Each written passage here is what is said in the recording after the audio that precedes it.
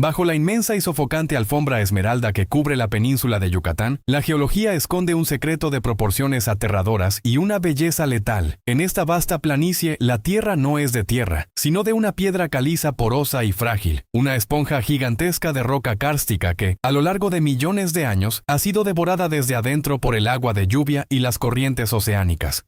Aquí no existen los ríos caudalosos en la superficie.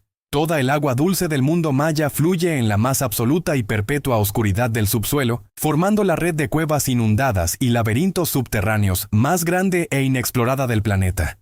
Las únicas ventanas a este abismo líquido son los cenotes, inmensos colapsos en la bóveda de roca, que revelan pozos de agua dulce de una cristalinidad tan perfecta que produce vértigo, pozos que descienden decenas de metros hacia las entrañas de la tierra. Para la civilización maya moderna y antigua, estos cuerpos de agua no eran simples reservas geológicas, eran los portales directos a Xibalbá, el inframundo, el reino de los muertos y los dioses de la enfermedad, un lugar de respeto absoluto, de sacrificios humanos y de ofrendas invaluables que habían permanecido intactas en el fondo anóxico durante milenios. En la década de los 80, mucho antes de que el turismo masivo comercializara estas aguas, la exploración de los cenotes era una disciplina suicida, un territorio reservado exclusivamente para un puñado de hombres de nervios de acero. En un rincón aislado de la selva profunda, lejos de las carreteras pavimentadas, operaba una humilde cooperativa de espeleobuzos indígenas liderada por Don Jacinto. A sus 50 años, Don Jacinto era un hombre de pocas palabras, con el pecho ancho forjado por la presión del agua y la piel curtida por el sol tropical.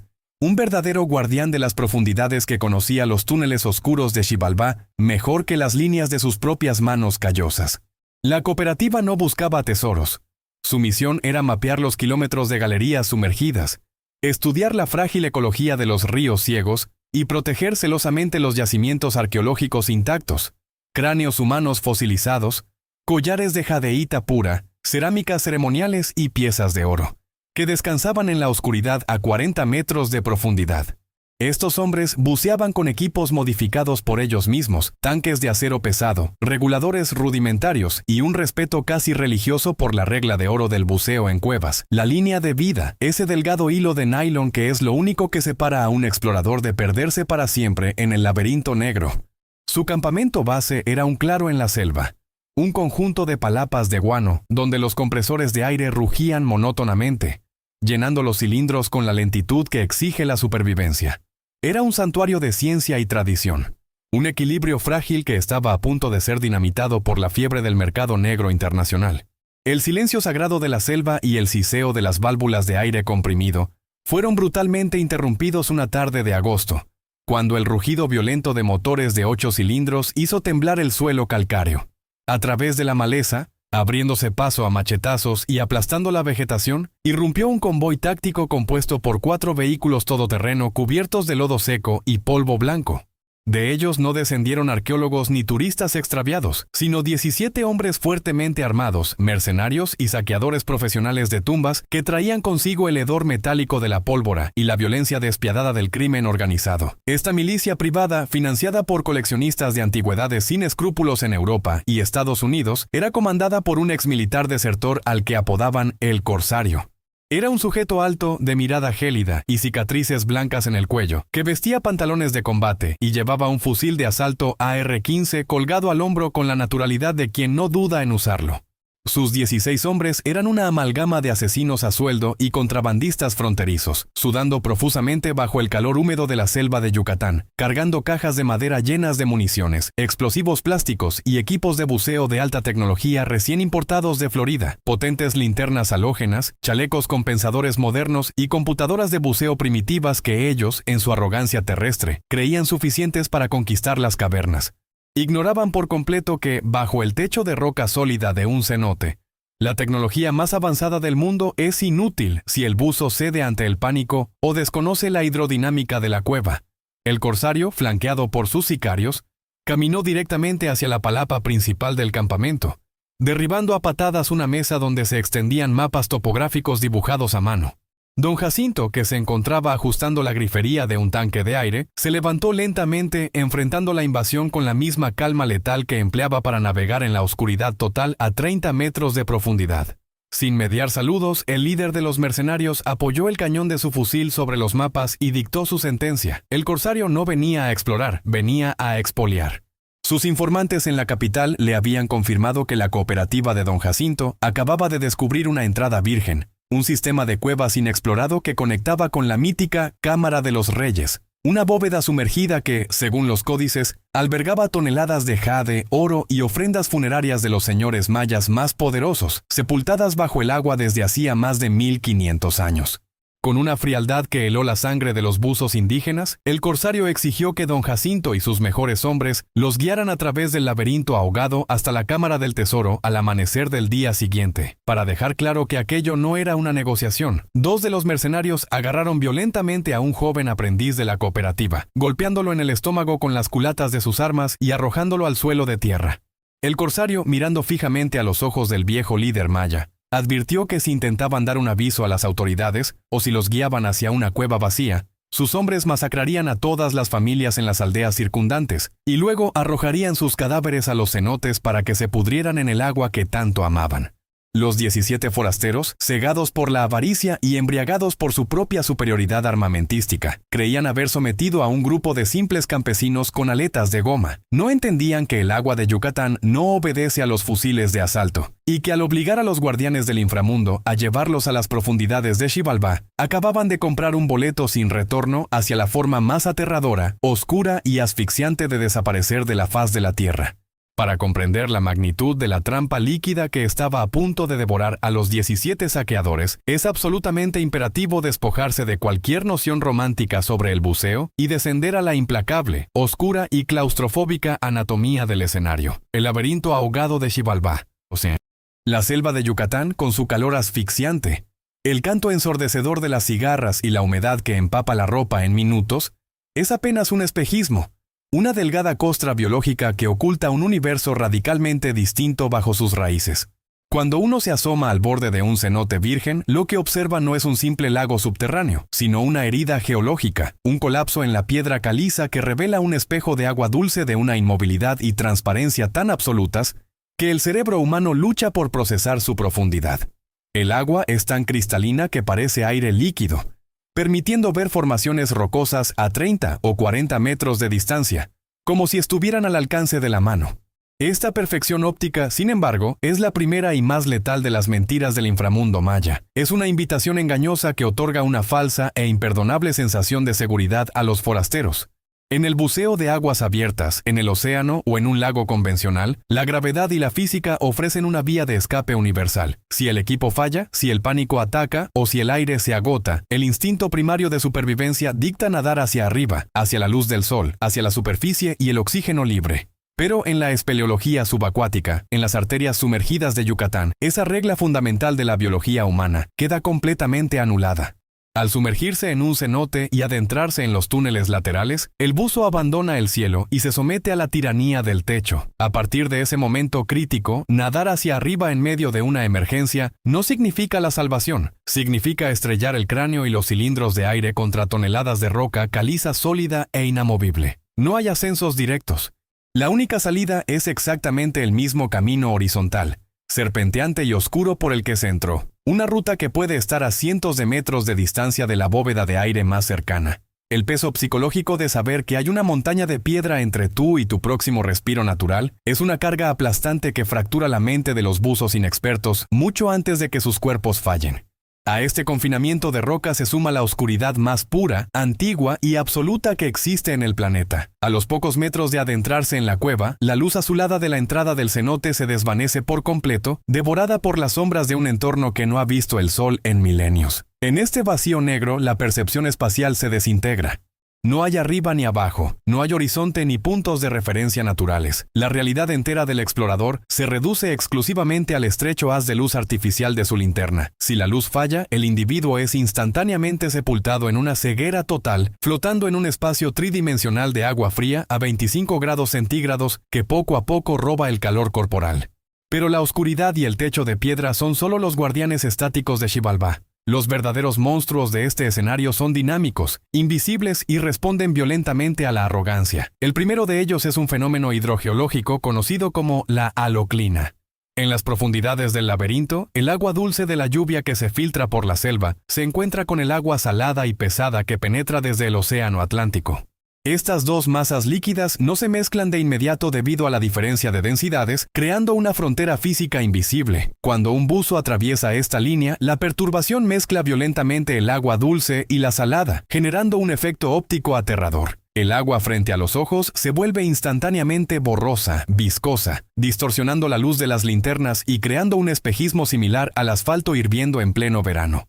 La haloclina destruye la percepción visual y provoca un vértigo profundo, haciendo que los intrusos pierdan el sentido de la orientación en los tramos más críticos del túnel. Sin embargo, el arma definitiva de estas cuevas, el ejecutor silencioso que los guardianes indígenas conocían y respetaban como a un dios colérico, no estaba en el agua misma, sino en el lecho del laberinto. A diferencia de las playas o los ríos, el fondo de las cuevas de Yucatán no está hecho de arena gruesa o grava pesada que se asienta rápidamente.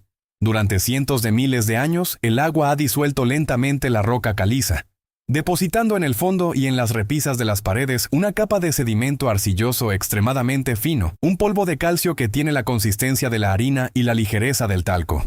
En estado de reposo, este sedimento descansa pacíficamente, permitiendo que el agua mantenga su engañosa cristalinidad, pero es una paz de una fragilidad extrema. Si un buzo inexperto mueve sus aletas con demasiada fuerza, si entra en pánico y patalea, o si una burbuja de aire desprendida de su regulador golpea el techo y hace caer este polvo acumulado, se desata el fenómeno más temido del buceo en cuevas, el silt out o pérdida total de visibilidad. El sedimento milenario se levanta del fondo en una explosión silenciosa, formando una nube lechosa, densa y opaca, que envuelve al buzo en cuestión de segundos. La visibilidad pasa de 50 metros a cero absoluto.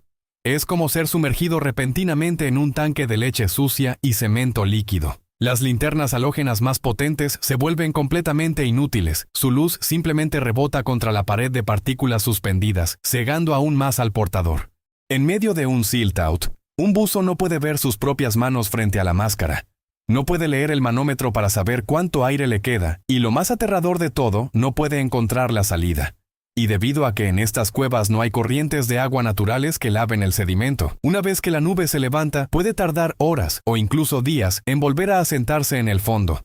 En este infierno líquido de ceguera potencial y techos de piedra, la supervivencia humana se reduce a la tecnología más antigua, simple y vital, jamás implementada por los espeleobusos, la línea de vida o línea guía. Es un delgado hilo de nylon, generalmente de color blanco o amarillo fosforescente, que los exploradores van desenrollando meticulosamente desde un carrete atado a la entrada de la cueva, asegurándolo a las rocas a medida que avanzan en la oscuridad. Este cordel continuo es el cordón umbilical que conecta al buzo con la superficie, con el aire y con la vida. En caso de que las linternas fallen o de que se desate un silt out catastrófico que anule la vista, la técnica de supervivencia dicta que el buzo debe cerrar los ojos para evitar el pánico visual, encontrar la línea con los dedos, formar una O alrededor de ella con la mano y seguir el hilo a ciegas, palpando cada nudo, cada giro, confiando ciegamente en que ese milímetro de nylon no se romperá antes de sacarlo del laberinto. La línea de vida es la ley, la religión y el único Dios verdadero dentro de la caverna. Soltar la línea en una cueva sedimentada y sin visibilidad equivale a una condena de muerte matemática. Es perderse en un laberinto tridimensional donde cada minuto de pánico consume el doble del aire comprimido de los cilindros, acelerando la asfixia inevitable. Hacia este ecosistema de hostilidad implacable, ceguera inminente y asfixia suspendida se preparaban para descender los 17 mercenarios comandados por el corsario. Estaban fuertemente armados con rifles de asalto envueltos en bolsas estancas, cuchillos de combate dentados atados a sus pantorrillas y cinturones cargados de explosivos plásticos C4, diseñados para volar cualquier obstáculo de roca que se interpusiera entre ellos y el tesoro maya. Vestían trajes de neopreno gruesos, chalecos compensadores de última generación, y cargaban voluminosos cilindros de acero gemelos a sus espaldas, conectados a reguladores importados de alto flujo. Tenían el mejor equipo que el dinero del mercado negro europeo podía comprar en la década de los 80. Sin embargo, carecían de lo único que realmente importa a 50 metros bajo la selva: el respeto por la hidrodinámica de la caverna y la disciplina mental del control de flotabilidad. Eran hombres acostumbrados a la brutalidad del combate terrestre, a imponer su voluntad a base de plomo, volumen e intimidación física. Veían la cueva simplemente como un foso inundado, un pasillo oscuro que debían atravesar por la fuerza. Mientras los saqueadores se equipaban al borde del cenote verde esmeralda, riendo, empujándose y presumiendo la potencia de sus linternas tácticas, don Jacinto y 5 de sus mejores guardianes indígenas los observaban en un silencio sepulcral, ajustando sus arneses de cinta de nylon desgastada y revisando las válvulas de sus tanques magullados. Los forasteros, en su infinita ignorancia, se burlaban de los delgados carretes de hilo de pescar que los indígenas ataban cuidadosamente a las rocas de la entrada, llamándolos juguetes de indios cobardes, convencidos de que sus potentes reflectores cortarían cualquier oscuridad. No sabían que el agua clara que admiraban era un cristal a punto de romperse. No entendían que la piedra sobre sus cabezas era una tapa de acero, y sobre todo, no imaginaban que los hombres a los que habían golpeado y amenazado de muerte no necesitaban disparar una sola bala para ejecutarlos.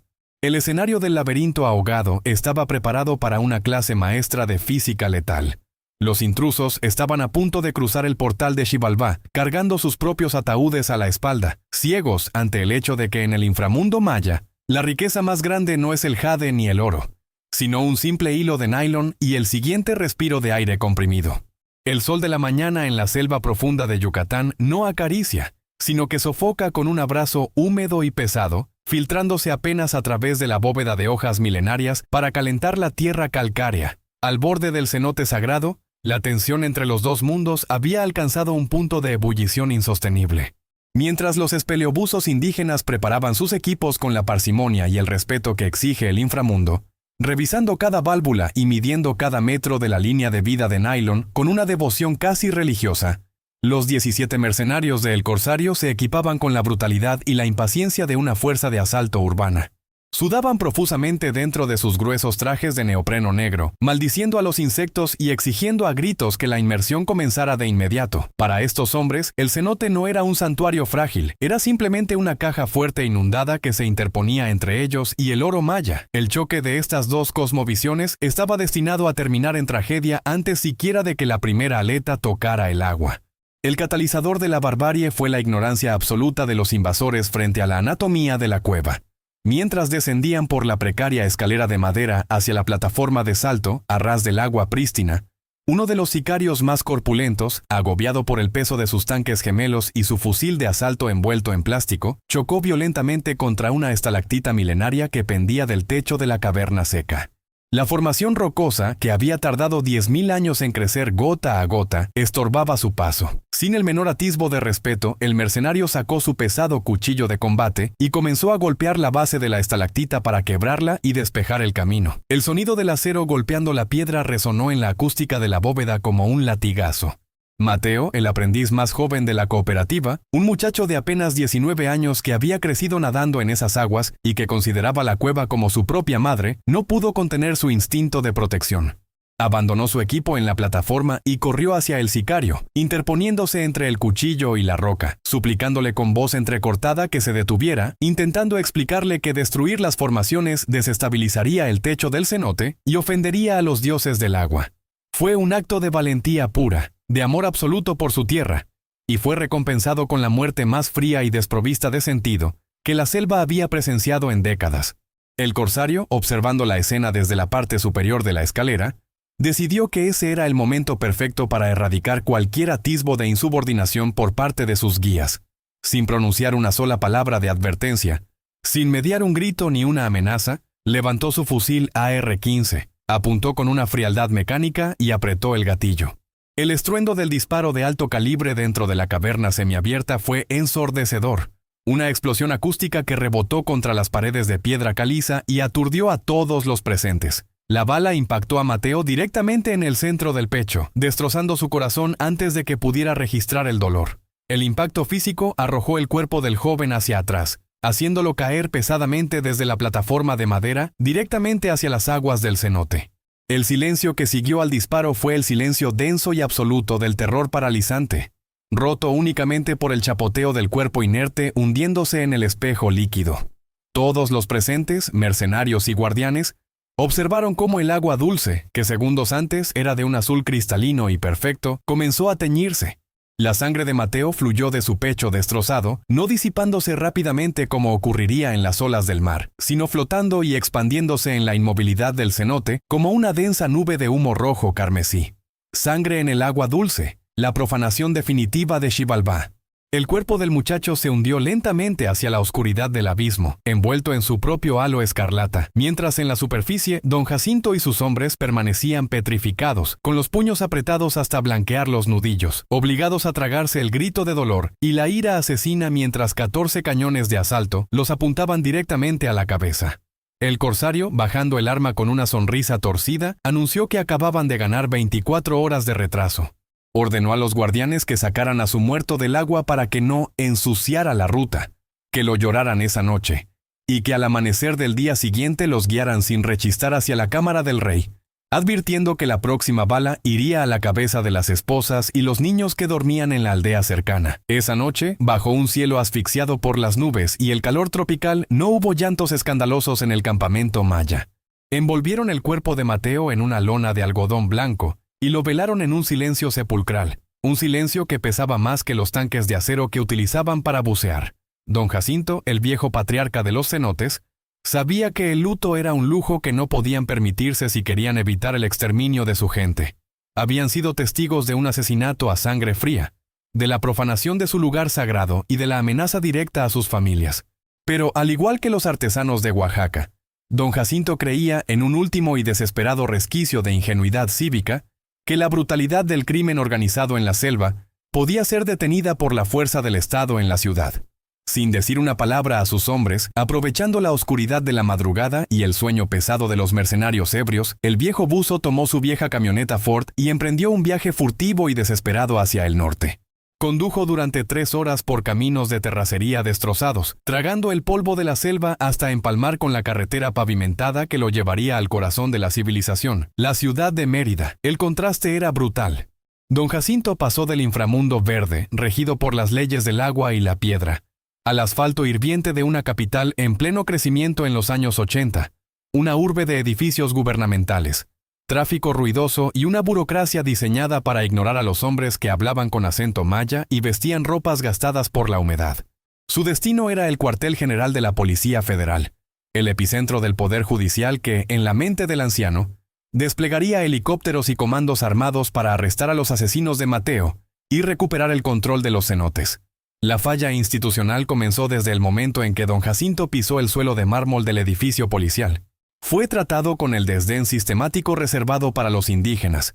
Lo hicieron esperar durante horas en un pasillo sin ventilación, ignorando sus súplicas de urgencia, mientras los oficiales de bajo rango tomaban café y hojeaban periódicos deportivos. El viejo guardián soportó la humillación con estoicismo, aferrándose a la esperanza de relatar la masacre ante un oficial superior.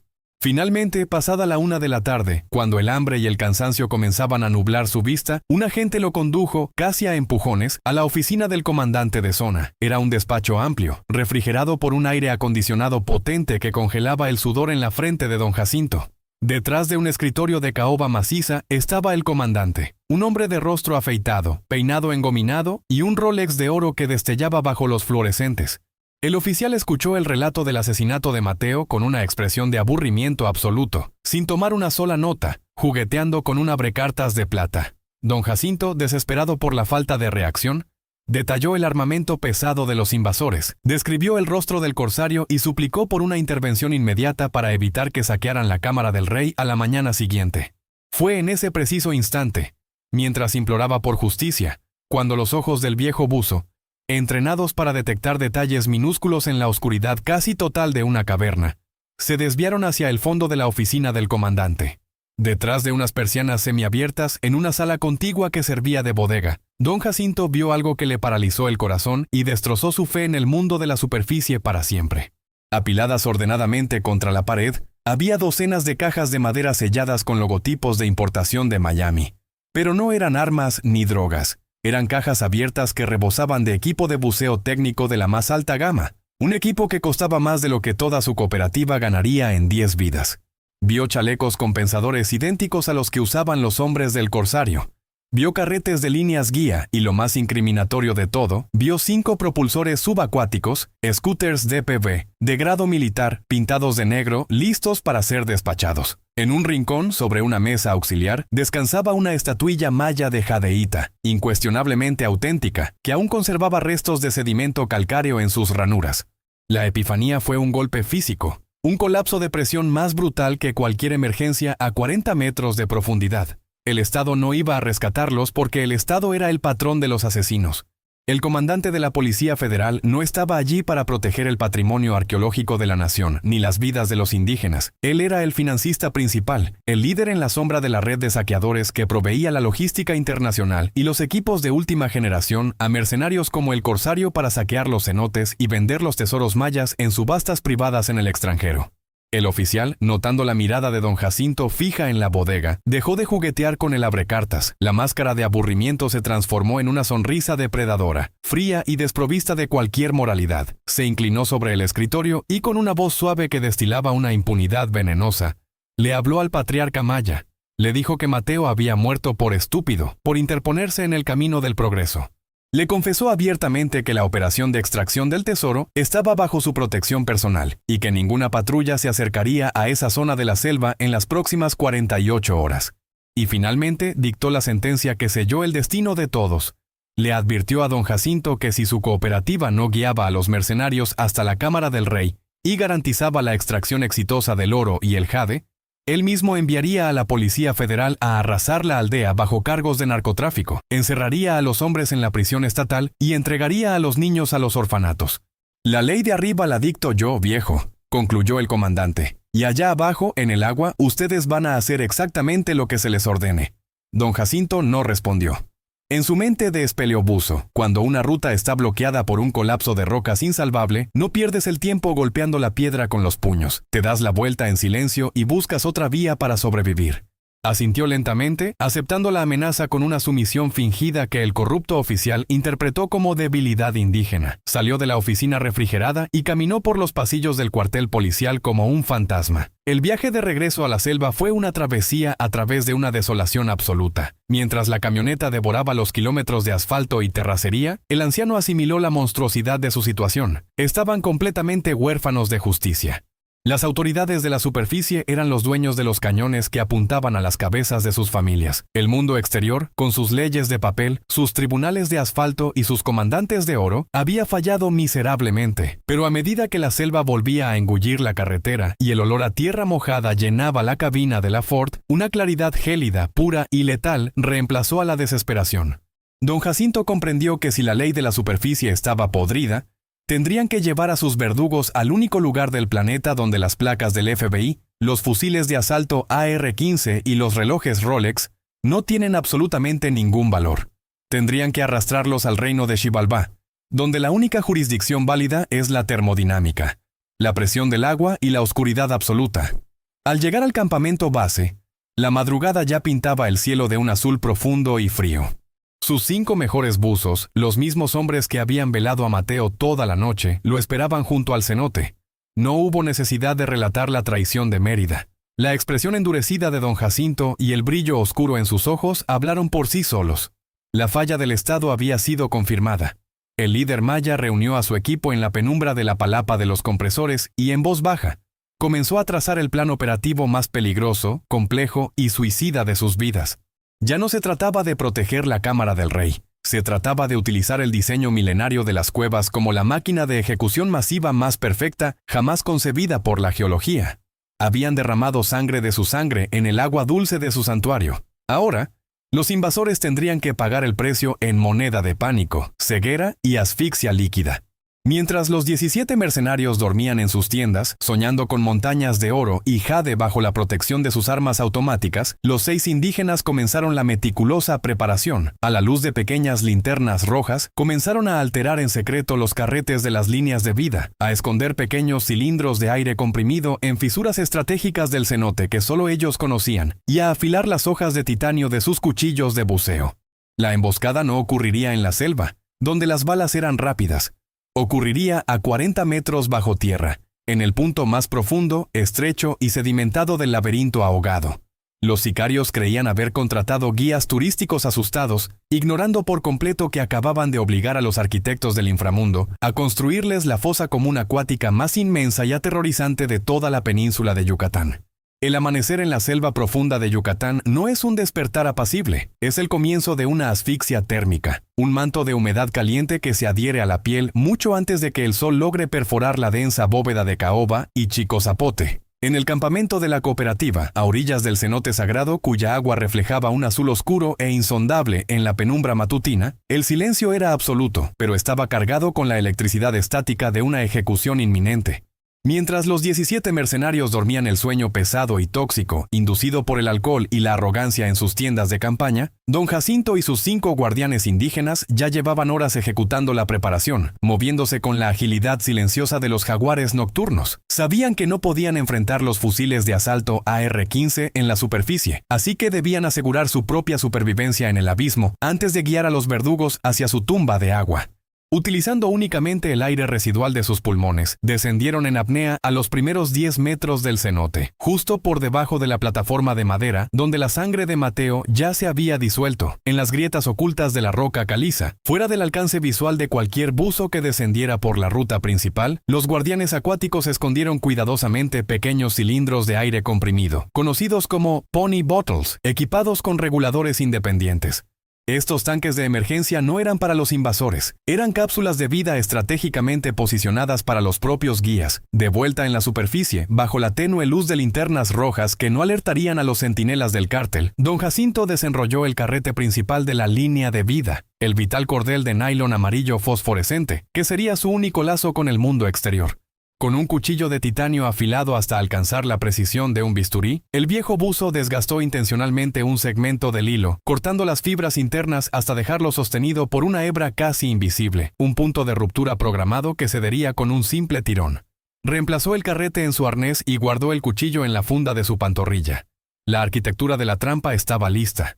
Solo faltaba que la codicia de los saqueadores los empujara a cruzar el portal. Cuando el sol finalmente estalló sobre la selva, elevando la temperatura a 35 grados, el campamento cobró vida con la brutalidad y el ruido metálico de los mercenarios preparándose para el saqueo. El corsario, luciendo sus cicatrices y su mirada gélida, pateó las brasas de la fogata nocturna y comenzó a ladrar órdenes a sus hombres. Sacaron de las cajas de importación chalecos compensadores nuevos y voluminosos, linternas halógenas de alta potencia que parecían faros de locomotora, y pesados cilindros de acero gemelos. Embutidos en sus gruesos trajes de neopreno negro, los sicarios sudaban a mares, maldiciendo el calor y la humedad, desesperados por sumergirse en las frías aguas del cenote. En un alarde de estupidez táctica nacida de la paranoia terrestre, varios de ellos insistieron en llevar consigo sus rifles de asalto, sellándolos en bolsas secas de grado militar y atándolos a sus chalecos, junto con pesados costales de lona vacíos destinados a cargar el oro y el jade. Se estaban sobrelastrando, convirtiéndose en yunques humanos, ignorando que en el buceo de cuevas el control perfecto de la flotabilidad neutral es la única barrera entre deslizarse suavemente como un fantasma o estrellarse contra el fondo letal. Don Jacinto, interpretando magistralmente su papel de guía aterrorizado y sumiso, reunió a el corsario y a sus lugartenientes al borde del pozo para el briefing de la inmersión. Con voz temblorosa, el anciano patriarca desplegó un mapa falso dibujado en un trozo de lona. Les explicó que la ruta hacia la cámara del rey era un túnel sinuoso, profundo y extremadamente estrecho, un laberinto de casi 800 metros de penetración horizontal que desembocaría en una inmensa bóveda seca subterránea. El viejo alfarero de la mentira utilizó la psicología de los criminales en su contra. Les aseguró que la cantidad de tesoros, las estelas de jadeíta pura, los pectorales de oro macizo y las cerámicas ceremoniales era tan colosal que 6 indígenas famélicos jamás podrían extraerlo todo en un solo viaje. «Necesitamos a todos sus hombres, patrón», susurró don Jacinto mirando de reojo el agua oscura. «Necesitamos brazos fuertes para cargar los costales a través de las angosturas, o el tesoro se quedará allá abajo». La semilla de la avaricia y la desconfianza germinó instantáneamente en la mente del exmilitar. El corsario, paranoico y convencido de que si dejabas a algunos de sus hombres en la superficie o dividía el grupo, los que se quedaran atrás intentarían robarle su parte del botín o escapar, tomó la decisión que sellaría su condena matemática. Ordenó que los 17 hombres armados se sumergieran al mismo tiempo. Una formación masiva, caótica y desordenada de 23 buzos, 17 sicarios y 6 guías indígenas, entrando simultáneamente a un sistema de cuevas frágil y sedimentado. Era una aberración logística, un suicidio colectivo según cualquier estándar del buceo técnico mundial. Pero en la mente de los saqueadores, la superioridad numérica era su mayor escudo. El descenso comenzó con un chapoteo torpe y estruendoso. Uno a uno, los mercenarios cayeron al agua desde la plataforma, rompiendo la superficie cristalina con el peso de su arrogancia y su equipo sobredimensionado. El choque térmico del agua a 24 grados centígrados contra sus cuerpos sobrecalentados les robó el aliento por un instante. Al sumergirse los primeros metros, la belleza alienígena del cenote los envolvió. Un cilindro perfecto de roca blanca iluminado por los rayos del sol, que penetraban como lanzas de luz sólida desde la abertura en la selva. Pero esta visión majestuosa fue efímera. Don Jacinto, liderando el inmenso y caótico convoy humano, desenrolló la línea de vida y comenzó a nadar hacia el fondo, apuntando su linterna hacia una grieta oscura y estrecha en la base de la pared calcárea, a 30 metros de profundidad. Al cruzar el umbral de esa caverna, los 23 hombres dejaron atrás la luz natural, el cielo y la selva. Cruzaron la frontera invisible que separa el mundo de los vivos del reino de Xibalbá. La oscuridad que los tragó fue absoluta. Una negrura antigua y pesada que solo era perforada por el caótico cruce de 23 haces de luz halógena que rebotaban frenéticamente contra el techo de piedra, iluminando estalactitas afiladas como colmillos de monstruos prehistóricos. El sonido del mundo exterior se desvaneció por completo, reemplazado por la sinfonía opresiva y rítmica de 23 reguladores exhalando aire al mismo tiempo, un coro de respiraciones profundas, metálicas y guturales, similares a los jadeos de una bestia moribunda, acompañado por el estallido ensordecedor de miles de burbujas chocando violentamente contra el techo de roca sólida que ahora les impedía cualquier posibilidad de ascenso directo a la superficie. El laberinto ahogado comenzó a cobrar su peaje físico y psicológico casi de inmediato. A medida que avanzaban por el túnel serpenteante, la estrechez del pasaje obligó a la caravana a alinearse en una fila india irregular y nerviosa. Don Jacinto y sus 5 guardianes nadaban al frente y en los flancos, moviéndose con una técnica de aleteo modificada, doblando las rodillas y moviendo los tobillos en pequeños círculos precisos, frog kick, para empujar el agua hacia atrás y hacia arriba, evitando por todos los medios que la corriente de sus aletas tocara el fondo de la cueva. Detrás de ellos, el panorama era un desastre hidrodinámico. Los 17 mercenarios pesados, torpes y con un lastre excesivo por las bolsas de lona y las armas inútiles, nadaban como ciclistas desesperados, pedaleando vigorosamente hacia abajo. Sus aletas golpeaban constantemente el suelo, y con cada impacto levantaban pequeñas nubes de aquel polvo blanco y fino como harina, que había descansado inmóvil durante milenios. El agua a sus espaldas comenzaba a enturbiarse lentamente, perdiendo su cristalinidad. Pero el corsario y sus hombres de vanguardia, cegados por la visión de las linternas de los guías y la promesa del oro, no miraban hacia atrás. La respiración de los forasteros se aceleraba por el esfuerzo físico de arrastrar tanto equipo contra la densidad del agua. Sus manómetros de presión descendían a un ritmo alarmante, pero la fiebre del tesoro anestesiaba su raciocinio. A los 200 metros de penetración, don Jacinto los guió hacia una profunda depresión en el suelo del túnel. Al descender, los mercenarios experimentaron el choque aterrador de la haloclina. De repente, la visión se volvió borrosa, viscosa y turbulenta, como si estuvieran nadando a través de glicerina o jarabe transparente. Las luces de sus compañeros se distorsionaron. Los contornos de la cueva se derritieron en una aberración óptica que destruyó su equilibrio interno. El pánico comenzó a filtrarse en sus venas. Varios sicarios chocaron entre sí, golpeando sus tanques de acero contra el techo con estruendos metálicos que resonaban dolorosamente en la densa masa de agua, respirando de manera errática y consumiendo su preciado aire comprimido a bocanadas desesperadas. Don Jacinto no se detuvo para calmarlos. Con una sangre fría forjada en la oscuridad, aceleró sutilmente el ritmo, obligando a los invasores a esforzarse aún más para no perder de vista la tenue línea de nylon amarillo que él iba desenrollando y asegurando en los salientes de roca. Atravesaron galerías enteras donde el techo descendía tanto que los buzos debían raspar sus pechos contra el sedimento del fondo y sus cilindros contra la piedra afilada superior para poder pasar, sintiendo el peso aplastante de la geología sobre sus espaldas. La claustrofobia, el frío del agua profunda y la fatiga muscular comenzaron a fracturar la moral de la milicia. Los hombres que horas antes amenazaban con masacrar aldeas enteras, ahora tenían los ojos desorbitados detrás de sus máscaras de cristal, aferrándose a sus voluminosas linternas como si fueran salvavidas. El corsario, nadando justo detrás de don Jacinto, le hacía señas frenéticas con la luz, exigiendo saber cuánto faltaba, mirando compulsivamente su medidor de aire, que ya marcaba la mitad de su capacidad. En el buceo técnico, la regla de los tercios, 1/3 para entrar, 1/3 para salir, 1/3 de emergencia, es sagrada, pero los saqueadores la habían ignorado por completo. Estaban demasiado lejos, demasiado profundo y demasiado desorientados en el intestino de la bestia de piedra. Finalmente, tras casi 40 minutos de nado opresivo, el pasaje comenzó a ensancharse ligeramente, desembocando en una antesala abovedada de proporciones majestuosas, pero de una arquitectura letal, un inmenso salón circular cuyo suelo estaba cubierto por una capa de sedimento blanco, inmaculado e intacto, de casi 2 metros de espesor. Era el punto más remoto, aislado y profundo de todo el sistema cavernario, un lugar donde el flujo de agua era nulo, y el silencio absoluto reinaba desde la era de hielo. Al llegar al centro exacto de esta cámara, don Jacinto detuvo su avance. Ató firmemente el carrete de la línea de nylon a una robusta estalagmita que se alzaba desde el fondo limoso, y se giró para enfrentar a la jauría de buzos exhaustos.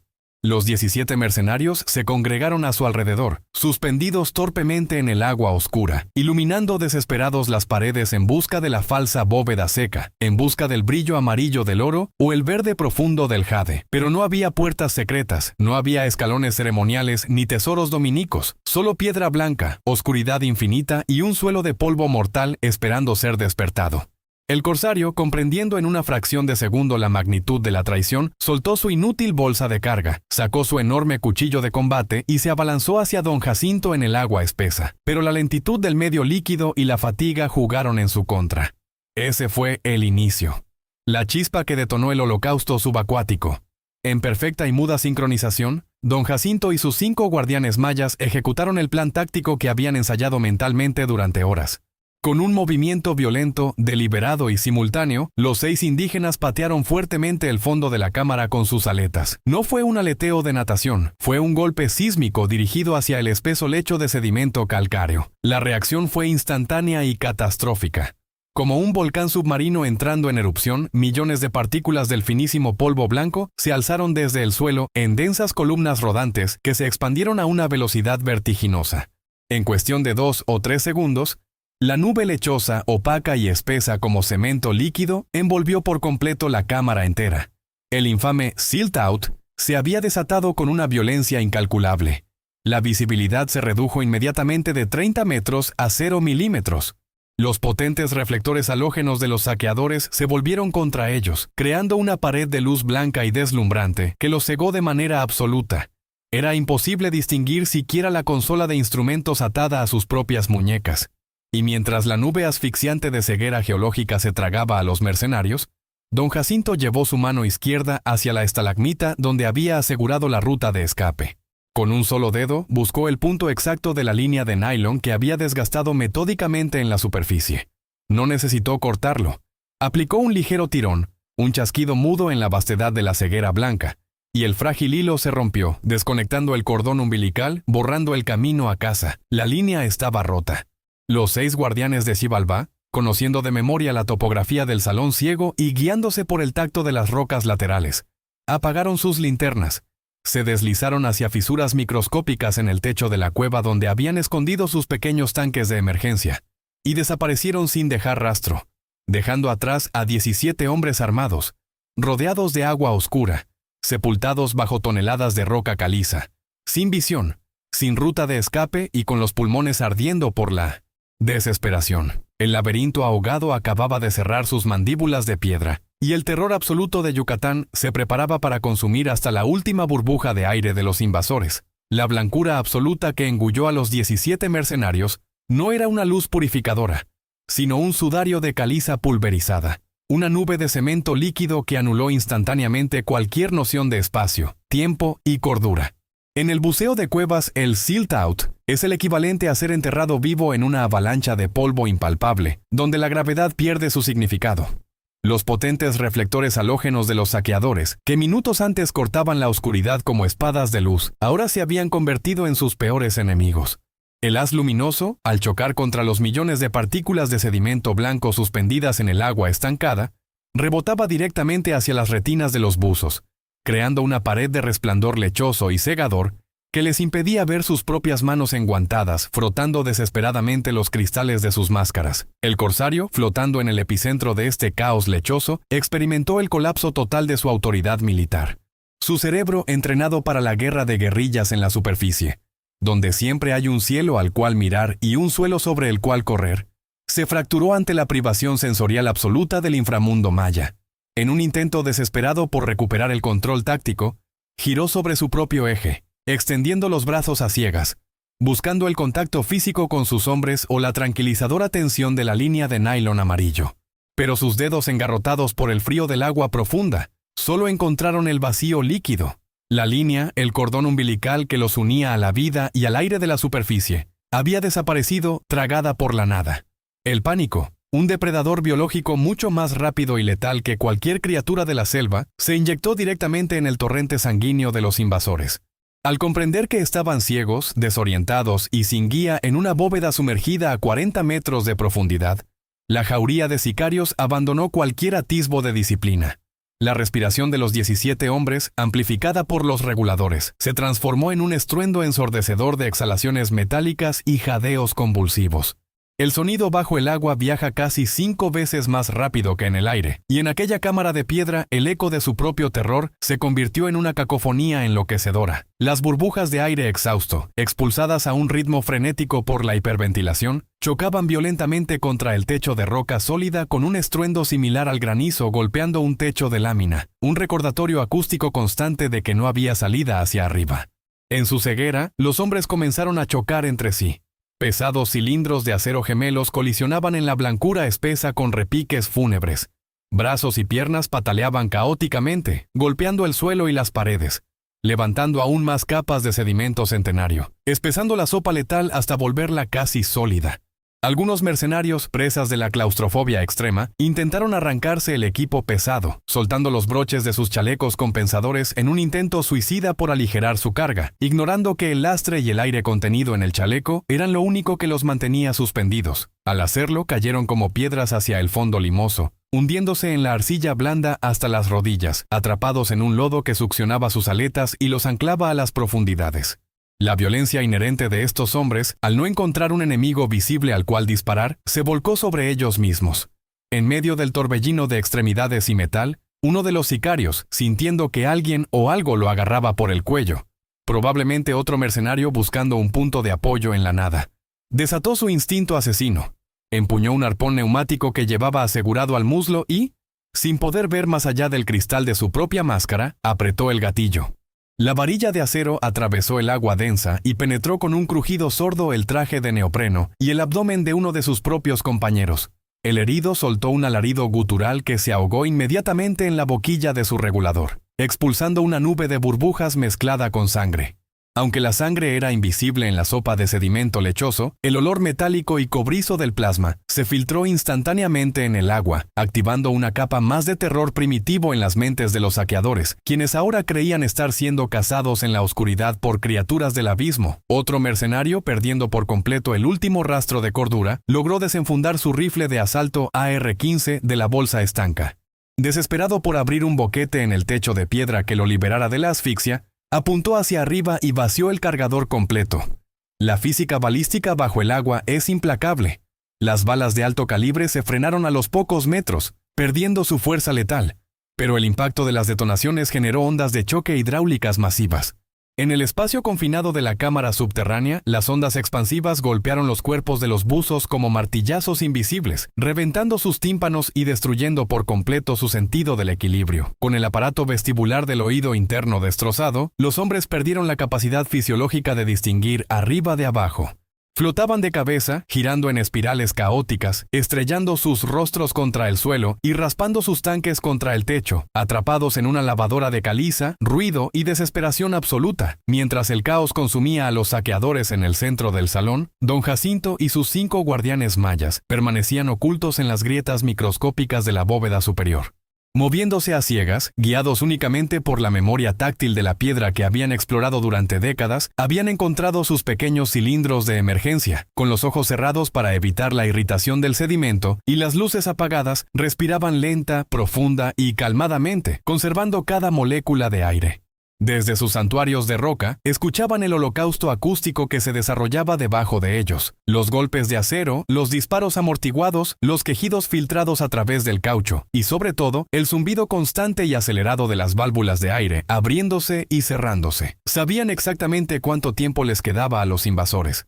La termodinámica de los gases no miente, y la hiperventilación inducida por el pánico estaba devorando las reservas de aire de los mercenarios a una velocidad exponencial. Un buzo tranquilo a 40 metros de profundidad consume aire rápidamente debido a la presión ambiental. Un buzo aterrorizado aleteando frenéticamente y respirando a bocanadas completas agota un tanque gemelo en cuestión de 15 o 20 minutos. Y ese reloj biológico estaba a punto de llegar a su fin. El abrazo de Xibalbá no es un golpe rápido, es una estrangulación mecánica lenta y despiadada. Uno tras otro, los sicarios comenzaron a experimentar el terror supremo del buceo profundo. La caída de la presión en sus manómetros. El corsario, golpeando sus puños contra una pared de roca invisible, sintió cómo la resistencia de su regulador aumentaba.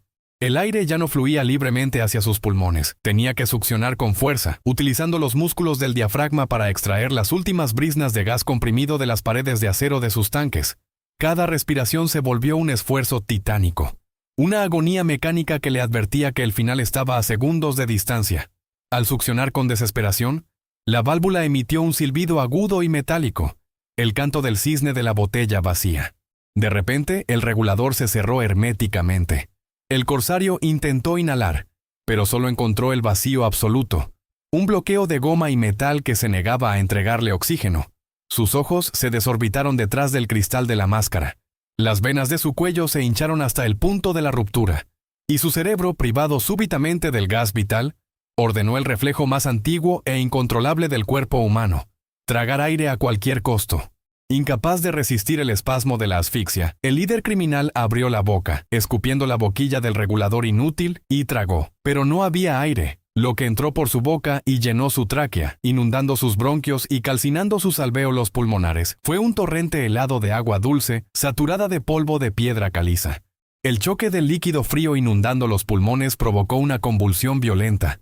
Un espasmo de cuerpo entero que lo hizo retorcerse en el agua como un pez ensartado en un anzuelo invisible. El reflejo nauseoso intentó expulsar el agua, pero al toser, solo logró inhalar más líquido lechoso y arcilla milenaria, cimentando sus propias vías respiratorias por dentro. A su alrededor, la misma sinfonía de la asfixia se multiplicaba por 16. Hombres rudos, asesinos endurecidos por la violencia del mundo de la superficie, se ahogaban en la más absoluta soledad y oscuridad, tragando el agua del inframundo, rasguñando sus propios cuellos en un intento fútil por abrirse una vía respiratoria hacia un cielo que no existía. Sus cuerpos experimentaron las convulsiones clónicas de la hipoxia severa, extremidades sacudiéndose espasmódicamente en la nube de sedimento, hasta que finalmente el cerebro colapsó por completo ante la falta de oxígeno, apagando el sistema nervioso central. El pánico se desvaneció, reemplazado por la implacable física de los cuerpos inertes. Sin aire en los pulmones que los mantuviera a flote, y lastrados por el peso excesivo de sus armas, sus bolsas vacías y sus tanques de acero inundados, los 17 saqueadores comenzaron a descender lentamente a través del agua lechosa. Cayeron como hojas muertas en un otoño submarino, aterrizando suavemente sobre el lecho de arcilla blanca en el fondo de la inmensa cámara de roca. Sus cuerpos quedaron esparcidos en posturas grotescas, boca abajo en el lodo, abrazando las estalagmitas o entrelazados entre sí en la muerte. El ruido de las válvulas, los golpes de metal y los disparos cesaron por completo. El silencio más denso, pesado y antiguo del mundo regresó al laberinto ahogado, un silencio que solo el inframundo maya sabe imponer. En lo alto de la cámara, aún envueltos en la nube impenetrable de sedimento que tardaría días en asentarse por completo, don Jacinto y sus 5 guardianes permanecían inmóviles en sus refugios de roca. No celebraron ni chocaron los puños. con la paciencia milenaria de quienes entienden que el agua siempre gana la guerra de desgaste. Continuaron respirando lentamente de sus cilindros de emergencia, esperando a que el caos biológico terminara de consumirse, listos para emerger de la oscuridad como espectros vengadores, sabiendo que la bóveda ciega acababa de tragar, masticar y sepultar a la escoria de la superficie sin dejar un solo rastro en el mapa de los hombres.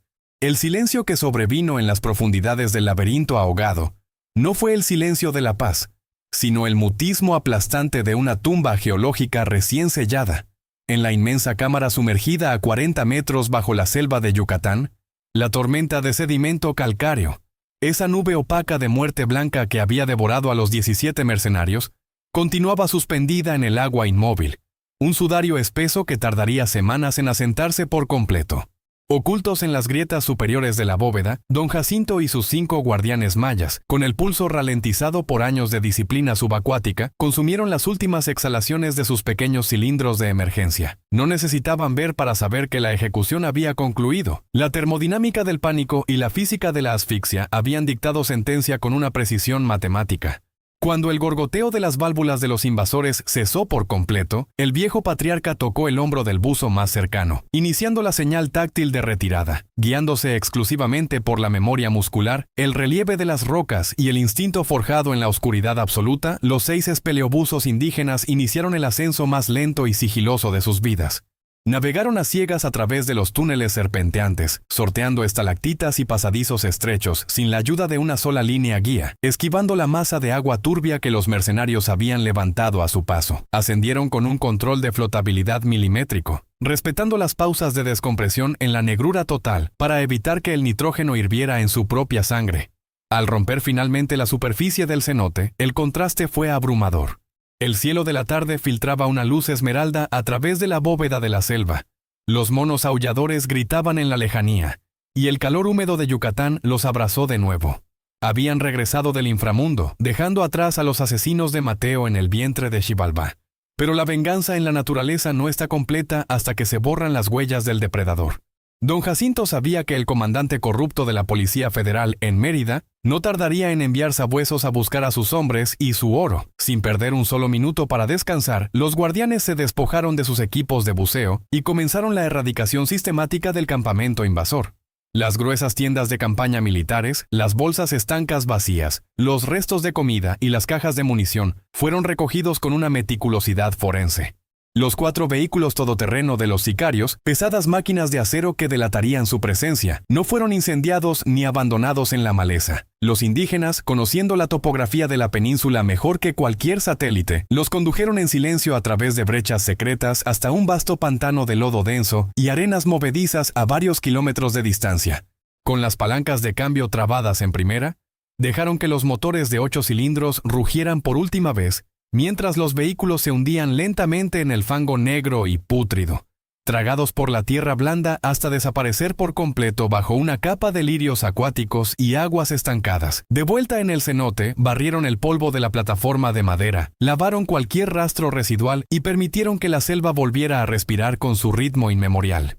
Cuando la noche cayó, San Bartolo y sus hombres se sentaron alrededor de una pequeña fogata mirando el espejo de agua oscura. No hubo celebraciones, ni cantos de victoria.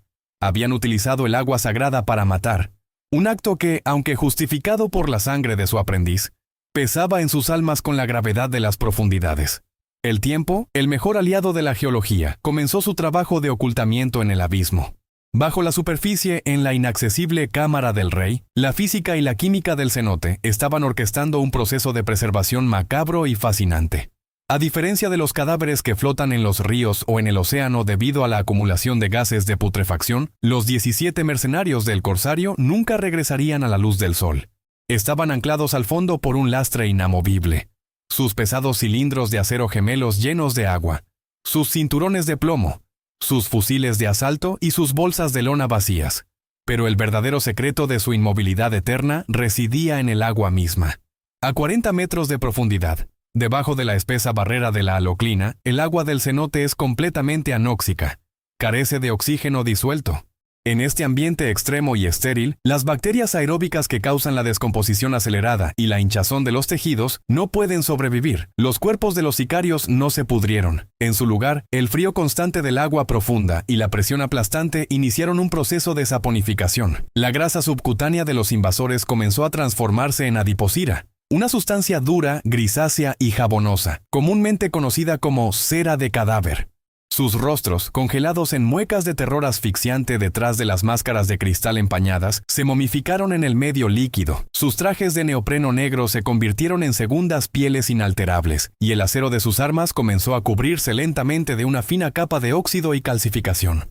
A medida que las semanas pasaban, el polvo blanco de sedimento que ellos mismos habían levantado en su pánico frenético comenzó a asentarse con una lentitud glacial, nevando suavemente sobre sus cuerpos inertes. La nube lechosa se disipó grano a grano, devolviéndole al agua su cristalinidad perfecta e inhumana.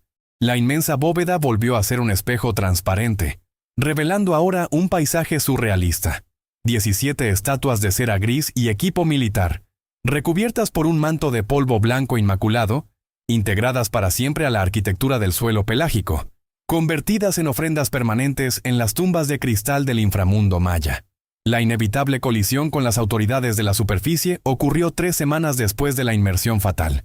El silencio prolongado, la ausencia de comunicaciones y, sobre todo, la falta del oro prometido, resquebrajaron la paciencia del comandante de la Policía Federal en Mérida. Un convoy de 5 patrullas artilladas, levantando cortinas de polvo ardiente, irrumpió en el pacífico campamento de la cooperativa. El oficial corrupto, sudando a mares bajo su uniforme impecable, descendió de su vehículo flanqueado por 10 agentes con los rifles apuntando hacia las palapas de guano. Exigió a gritos la presencia de don Jacinto. El viejo guardián emergió de la sombra de los árboles, con las manos vacías y la mirada serena de un hombre que ya no tiene nada que temer de la vida terrestre. El comandante lo agarró por las solapas de su camisa gastada, sacudiéndolo violentamente, demandando saber el paradero exacto del corsario y sus mercenarios, amenazando con incendiar la selva entera si no le entregaban el botín de la cámara del rey. Don Jacinto, interpretando el último acto de su magistral engaño, adoptó una expresión de confusión inocente y temor respetuoso. Le explicó al enfurecido oficial que los hombres armados se habían marchado esa misma mañana, 3 semanas atrás. Le relató cómo, tras una breve discusión entre ellos mismos al borde del agua, el corsario había decidido que la cueva era demasiado peligrosa y profunda para el equipo que llevaban. Aseguró que los mercenarios habían empacado sus cosas apresuradamente, habían subido a sus vehículos y se habían adentrado aún más en la selva, hacia el sur, murmurando algo sobre cruzar la frontera hacia Belice en busca de ruinas superficiales más fáciles de saquear. «Se fueron, patrón», mintió el anciano con una voz suave y convincente. «Nosotros no volvimos a ver a esos hombres de guerra. El cenote está tranquilo. Si gusta, puede mirarlo usted mismo».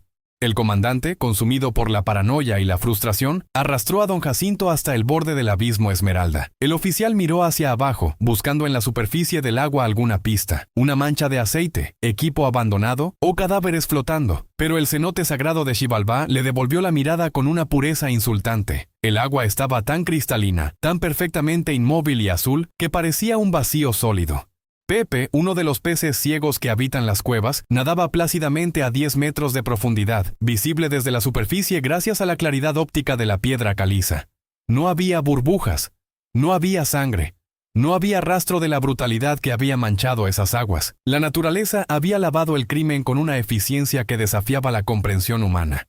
El oficial de la ciudad, un hombre acostumbrado a encontrar la muerte en callejones sucios y bodegas polvorientas, sintió un terror atávico, profundo y paralizante al contemplar esa inmensidad líquida. Comprendió instintivamente que no tenía el poder, la tecnología ni el coraje para enviar a sus propios agentes policiales a investigar en ese laberinto ahogado. En ese pozo sin fondo, su placa, su reloj de oro y su autoridad gubernamental no significaban absolutamente nada. Estaba frente a una frontera geológica inexpugnable, vencido por la inmensidad del paisaje y sin una sola prueba material para incriminar a los indígenas. El comandante soltó la camisa de don Jacinto con un gruñido de derrota. Ordenó a sus hombres que regresaran a las patrullas. Mientras los vehículos policiales se alejaban, tragados por la maleza de la selva y la impunidad, el viejo patriarca maya se quedó solo al borde del agua, mirando hacia las profundidades con una devoción restaurada. El laberinto había cumplido su función. La justicia del inframundo había sido absoluta, silenciosa e incorruptible. El expediente de la desaparición de los 17 mercenarios se cerró en las oficinas de Mérida como un misterio más de la selva fronteriza, pero en el bajo mundo del contrabando de antigüedades, la leyenda del cenote maldito se esparció como un incendio forestal. Se contaba en susurros que los túneles de esa región de Yucatán estaban habitados por los antiguos dioses del agua, entidades vengativas que arrastraban hacia la oscuridad a cualquier extranjero que intentara robar los tesoros de los reyes mayas. Ningún otro cártel de saqueadores volvió a acercarse a la cooperativa de Don Jacinto. La ignorancia y el terror psicológico se convirtieron en el escudo más impenetrable para el patrimonio arqueológico sumergido.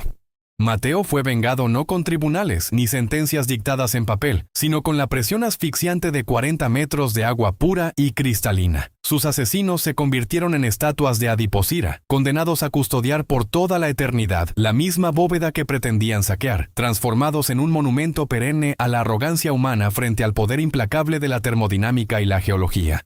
Las tumbas de cristal de Xibalbá permanecen intactas, hermosas, letales y en perfecto silencio, esperando en la oscuridad a cualquiera que olvide que el agua dulce no tiene misericordia. Y con este descenso sin retorno cerramos nuestro quinto expediente en los archivos del terror ocupacional y la venganza de la clase trabajadora. Hemos sobrevivido a la presión trituradora, a la ceguera blanca del sedimento y a la asfixia implacable del inframundo maya. Hemos visto cómo la ignorancia se cobra con aire, y cómo el equipo más caro del mundo no puede salvarte cuando la tierra misma decide cerrar la puerta. Si esta inmersión claustrofóbica te ha dejado buscando aire y mirando tu propio manómetro de cordura, es momento de que te unas oficialmente a nuestro escuadrón de exploración documental. Suscríbete al canal ahora mismo y activa la campana de notificaciones para no perderte nuestra próxima expedición hacia las entrañas de los oficios más letales de nuestra historia no contada. Destroza el botón de me gusta si consideras que la emboscada de Don Jacinto, rompiendo la línea de vida y dejando que el laberinto hiciera el trabajo sucio, fue la obra maestra definitiva de la supervivencia y la justicia indígena. Pero lo más importante, Metropolitano necesita tu bitácora en la sección de comentarios. ¿Crees que abandonar a 17 hombres a la asfixia total, en la oscuridad de una cueva sumergida, es una condena inhumana? ¿O es el único castigo lógico y justo para quienes profanan la sangre y el agua sagrada? Deja tu veredicto abajo, porque tu voz es la línea de vida que mantiene este canal respirando.